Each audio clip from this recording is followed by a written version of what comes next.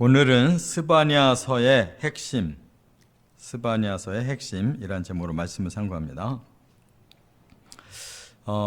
스바냐 1장에 보면 요시야 때에 이제 스바냐에게 하나님이 말씀을 주셔서 이렇게 기록이 됐다라는 것을 밝혔는데, 요시야는 우리가 앞에서 상고한 것처럼 유다 나라의 마지막 희망이었습니다.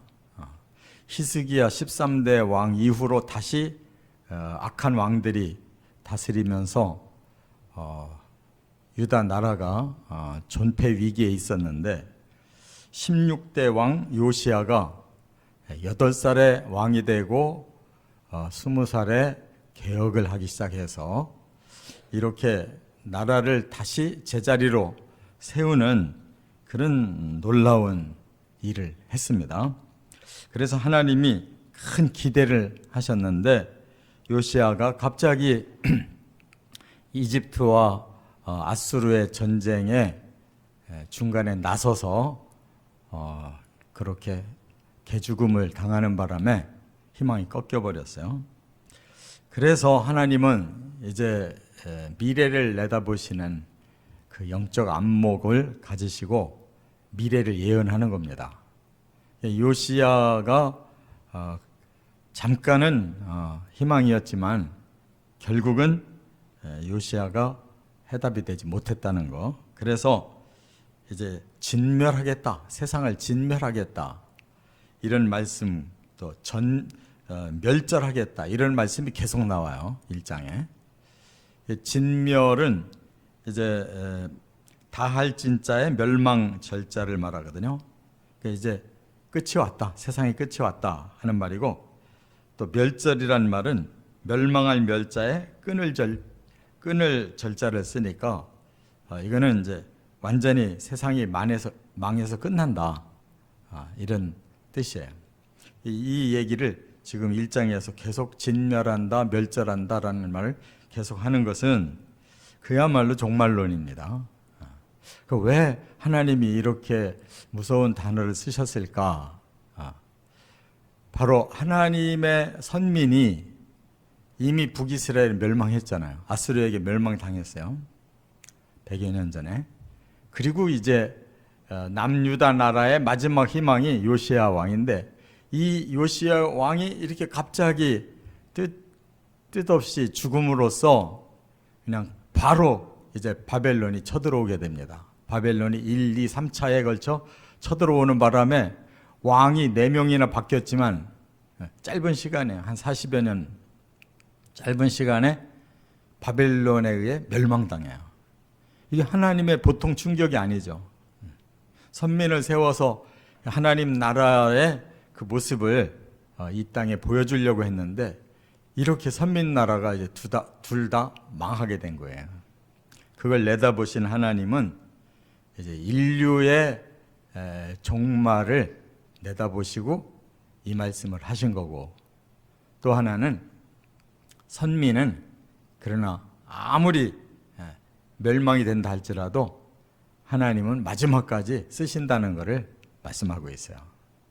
그렇기 때문에 선민으로 택함받은 자가 지금까지 이스라엘이 살아있는 거고, 이제 이스라엘은 하나님의 눈동자라고 성경에 말씀을 했는데, 귀하다는 뜻도 되지만 끝까지 하나님의 그 일을, 하나님이 계획하신 일을 끝까지 보여주는 그러한 상징이라는 겁니다, 이스라엘은.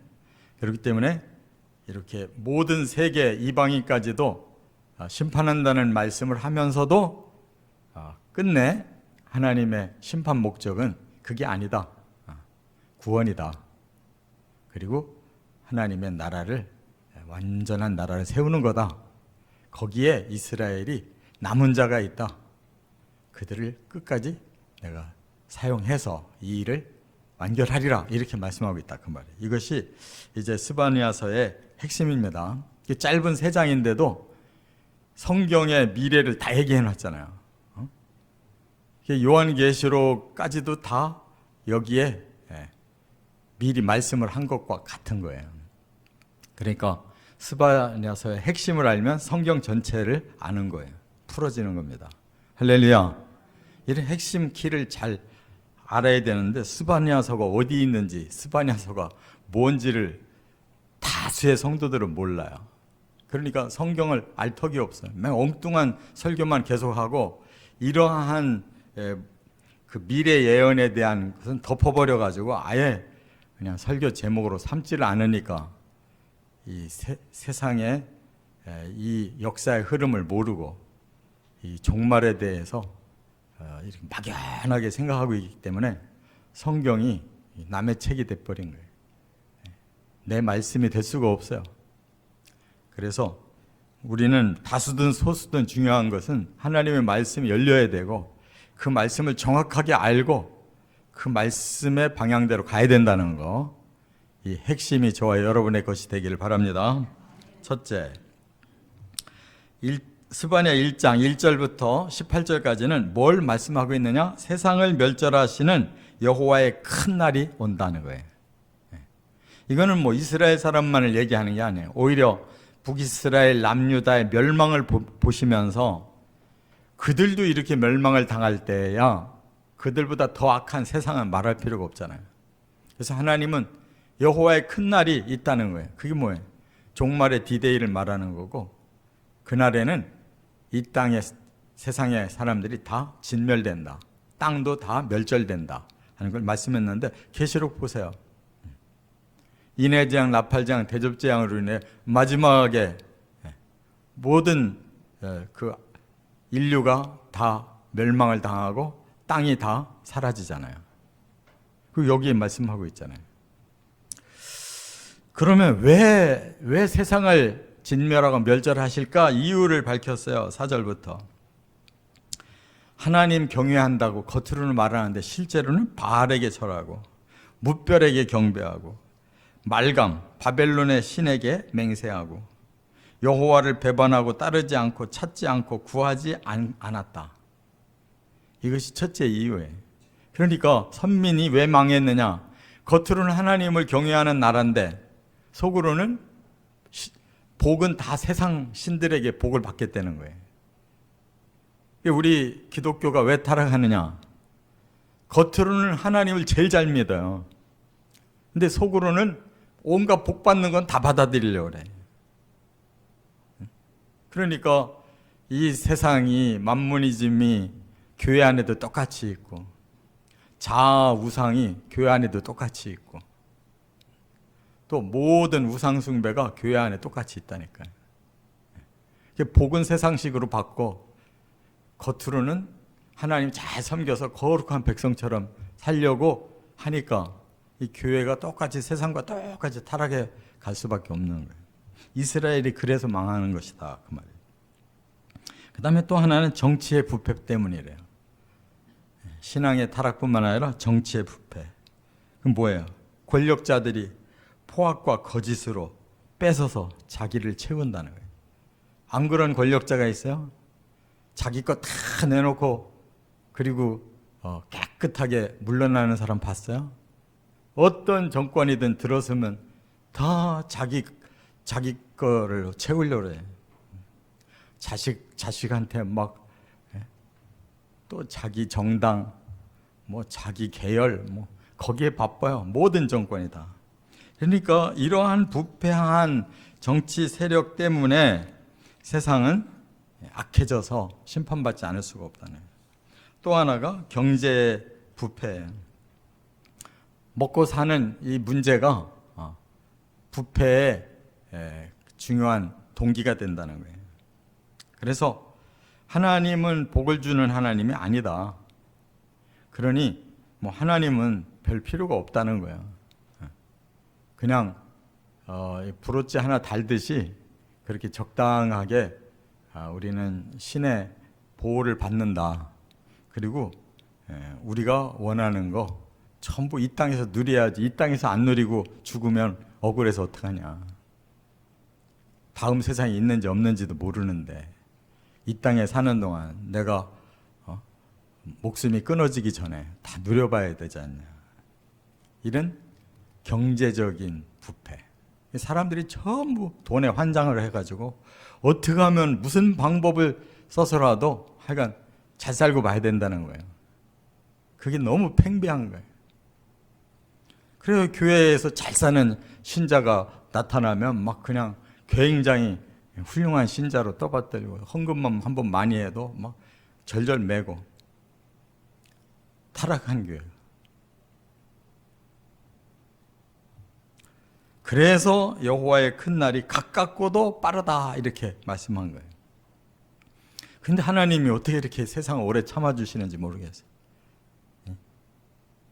이미 BC 600년에 이미 스바냐를 통해서 여호와의 큰 날은 가깝고도 빠르다라고 말씀하셨는데 어찌 지금 2600년 동안 참고 계시는지 모르겠어요. 그렇게 하나님 눈으로 볼 때 이 세상은 벌써 망하고도 남을 그런 상황인데도 하나님이 참고 계시는 거예요. 그래서 그날은 분노의 날이다. 15절 16절 이렇게 말씀했어요. 하나님이 분노하지 않을 수가 없는 거예요. 이렇게 하나님을 내버리고 모욕하고 온갖 세상의 우상을 섬기면서 권력만 가지면 더 부패하고 사람들의 마음에 모든 물질이 사로잡혀가지고 이렇게 사는데 어찌 하나님이 분노하지 않을 수가 있냐. 그래서 그날은 환난과 고통과 황폐와 패망을 받는 날이다. 캄캄하고 어두운 날이다. 구름과 흑암이 가득한 날이다. 나팔을 불어 경고한 후에 견고한 성읍을 치고 높은 망대를 치는 날이다. 이 지금 계시록하고 똑같아요. 나팔 불고 나서 7번째 대접재앙이 쏟아지는 것과 똑같은 말씀하고 있어요.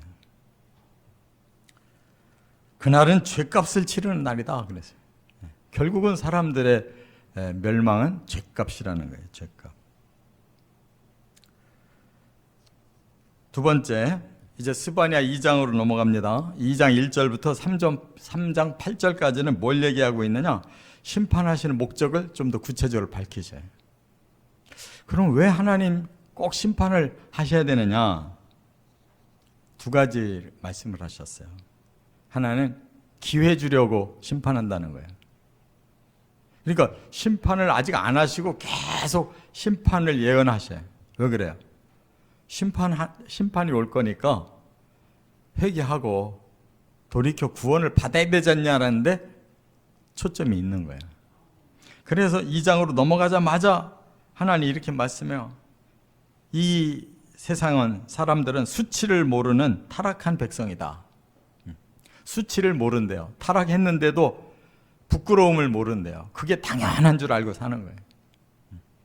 그러니까 이 세계의 역사는 얼마나 우리 사람들이 똑똑하냐, 세상이 얼마나 많이 발전하냐, 얼마나 많이 변하냐, 얼마나 살기 좋으냐, 막 이렇게 계속 사람들은 그것을 칭찬하는데 하나님 눈으로 볼 때는 계속 타락하고 있는 거예요.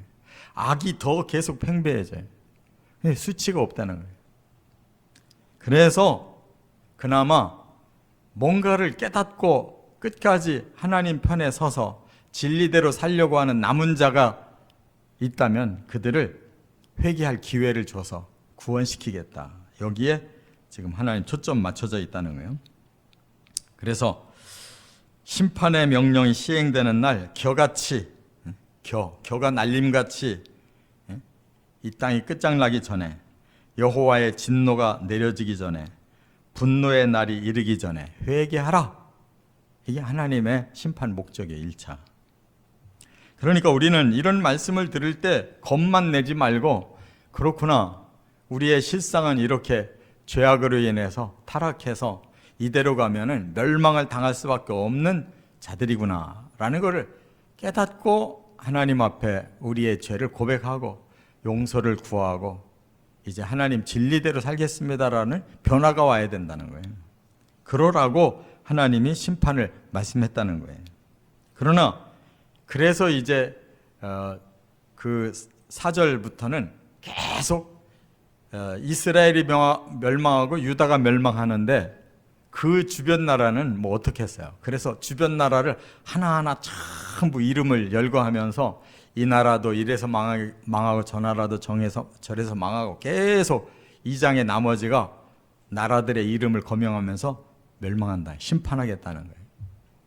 그리고 이제 3장으로 넘어가니까 하나님께서 죄를 지적하셔요. 왜 망하는 줄 아느냐? 너희들의 죄가 이러이러하기 때문에 망한다 라고 회개할 근거를 확실하게 알려주시는 거예요. 사람들 보고 너희들 죄를 회개해라, 회개하라 그러니까 뭘 회개해야 될지를 모르는 거예요. 죄가 뭔지를 몰라요. 너무 타락해서. 그래서 하나님 앞에 패역하고 더러운 짓하고 포악의 죄를 지적하셔요. 그 다음에 하나님 앞에서 명령을 듣지 않는다. 말씀이 따로 노는 거예요. 말씀이 명령인데 안 들어요, 말씀을. 교훈인데 교훈을 받지 않아요. 하나님을 의뢰하라고 그랬는데 하나님을 의지하지 않아요. 자기가 주인이에요. 하나님께 가까이 나가지 않아요. 점점 하나님과 멀어지는 거예요. 이게 죄라는 거예요. 사명을 받은 백성의 지도자들, 정치 지도자들은 한결같이 타락해서 그 권세 가지고 아주 무섭게 사람들을 학대하고 철저하게 착취하는 거. 또 영적인 지도자들, 말씀을 전하는 선지자들은 함부로 자기 생각을 말하고 사람들의 귀에 좋아하는 말만 하고, 제사장들, 하나님을 만나서 죄를 씻고 하나님과의 화목의 관계를 만들어줘야 될 제사장들은 자신들은 회개가 없고 진리가 없는 거칠의 제사만 드리고 있다는 거예요. 이게 죄라는 거예요. 이렇게 구체적으로 말씀하셨어요. 그렇기 때문에 하나님이 심판하시는 것이다. 선민뿐만 아니라 열방 나라와 왕국을 다 소집해서 질투의 불로 소멸할 것이다. 그러니까 이 세상에 지고와를 막론하고 모든 인류와 세상을 하나님의 불로 심판해 버리겠다는 거예요. 그것을 질투의 불이라고 그랬어요.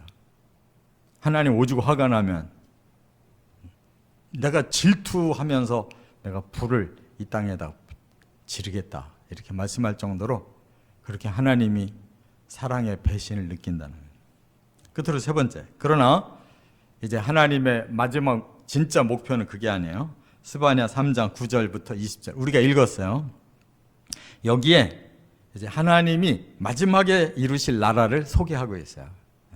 심판한 다음에 남은 자들, 하나님 앞에 끝까지 의롭게 진리대로 그리고 하나님 경외하며 참고 기다린 자들에게 내가 줄 것이 있다 하고, 그 나라는 거룩한 나라다, 그 나라는 기쁨의 나라다, 그 나라는 영광의 나라다 라고 말씀하는 거예요.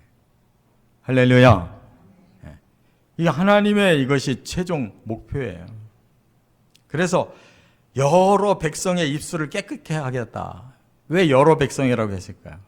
선민만이 아니라 이방인까지 다 하나님 앞에 다 불러서 그들의 입술을 깨끗하게 하겠다. 이 말은 이제 그들에게 죄를 없애고 거룩한 하나님의 백성을 삼겠다는 거예요. 또 14절부터는 시온에 따라 노래하고 이스라엘아 기뻐하고 예루살렘 따라 진심으로 즐거워하라 그랬어요. 이 시온이라는 말을 여기서 다시 사용하셔요. 이제 하나님이 마지막으로 구원한 공동체가 시온에 하나님 나라의 백성에 그들에게는 너무너무 기뻐하는 즐거워하는 날을 준다는 거예요. 그러면서 그것이 하나님의 기쁨이라고 여기 3장 17절에 아주 유명한 구절이 있어요. 너의 하나님 여호와가 너희 가운데 계시니 그는 구원을 베푸실 전능자시라. 그가 너로 말미암아 기쁨을 이기지 못하시며 너를 잠잠히 사랑하시며 너로 말미암아 즐거이 부르며 기뻐하시리라. 이게 하나님 마음이에요. 하나님이 더 기쁜 거예요.